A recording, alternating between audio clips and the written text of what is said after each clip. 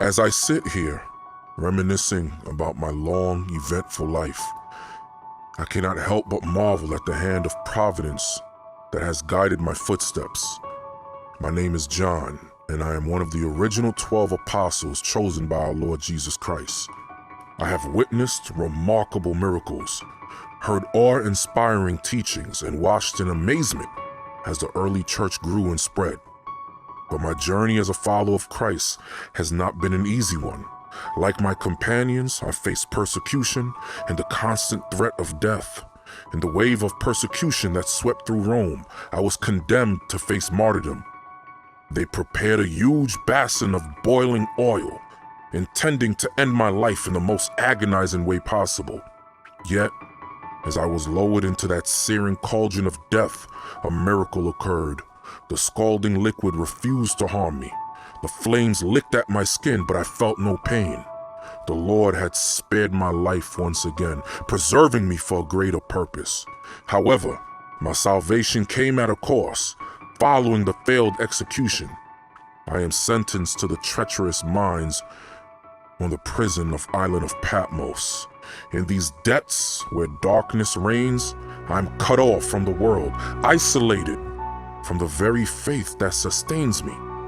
Yet, it's on this desolate island, amidst the clanking of chains and the back-breaking labor, that I experience something extraordinary. In the midst of my suffering, the heavens opened, and I received visions and revelations from the divine.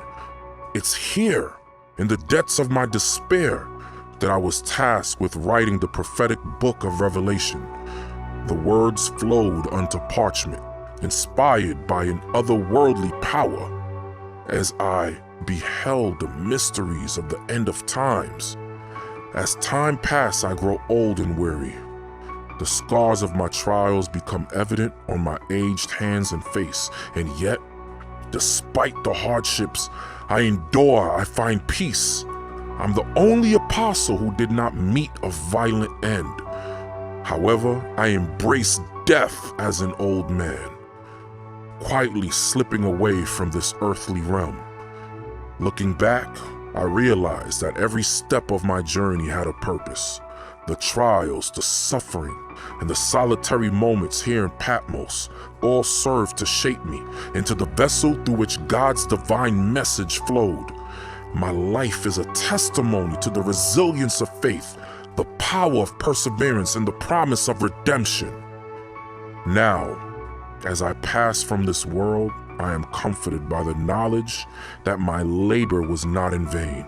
The words I penned here on this stony island will guide and inspire believers through the ages. And so, I bid farewell to this mortal world, knowing that the flame of my faith will endure, passed down from generation to generation, until the day of Christ's glorious return.